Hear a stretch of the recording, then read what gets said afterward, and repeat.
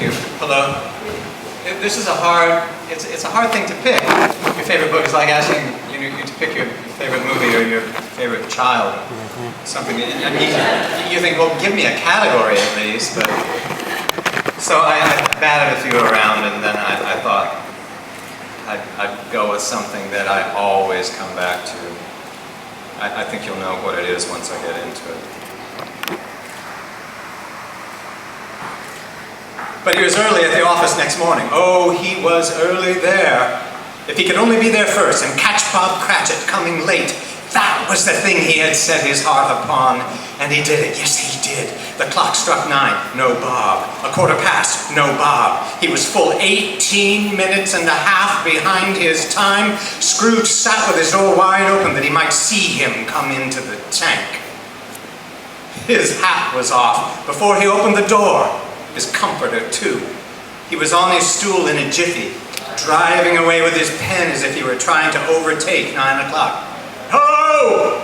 growled Scrooge in his accustomed voice, as near as he could feign it. "What do you mean by coming here at this time of day?" "I'm very sorry, sir," said Bob. "I'm behind my time." "You are?" repeated Scrooge. "Yes, I think you are. Step this way, sir, if you please." "It's only once a year, sir," pleaded Bob, appearing from the tank. "It shall not be repeated. I was making rather merry yesterday, sir." "Now, I'll tell you what, my friend," said Scrooge. "I'm not going to stand this sort of thing any longer. And therefore," he continued, leaping from his stool and giving Bob such a dig in the waistcoat that he staggered back into the tank again, "and therefore, I'm about to raise your salary." Bob trembled and got a little nearer to the ruler. He had a momentary idea of knocking Scrooge down with it, holding him and calling to the people in the court for help and a straight waistcoat. "A Merry Christmas, Bob," said Scrooge, with an earnestness that could not be mistaken as he clapped him on the back. "A merrier Christmas, Bob, my good fellow, than I have given you for many a year. I'll raise your salary and endeavor to assist your struggling family, and we will discuss your affairs this very afternoon over a Christmas bowl of smoking bishop, Bob.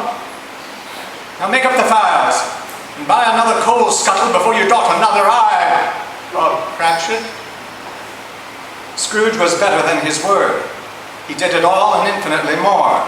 And to Tiny Tim, who did not die, he was a second father.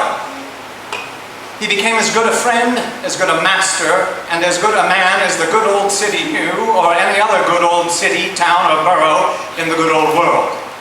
Some people laughed to see their alteration in him, but he let them laugh, and little heeded them. For he was wise enough to know that nothing ever happened on this globe for good, at which some people did not have their fill of laughter in the outset. And knowing that such as these would be blind anyway, he thought it quite as well that they should wrinkle up their eyes in grins, as have the malady in less attractive forms. His own heart laughed. That was quite enough for him. He had no further intercourse with spirits, but lived upon the total abstinence principle ever afterwards, and it was always said of him that he knew how to keep Christmas well if any man alive possessed the knowledge. May that be truly said of us and all of us. And so, as Tiny Tim observed, God bless us, everyone.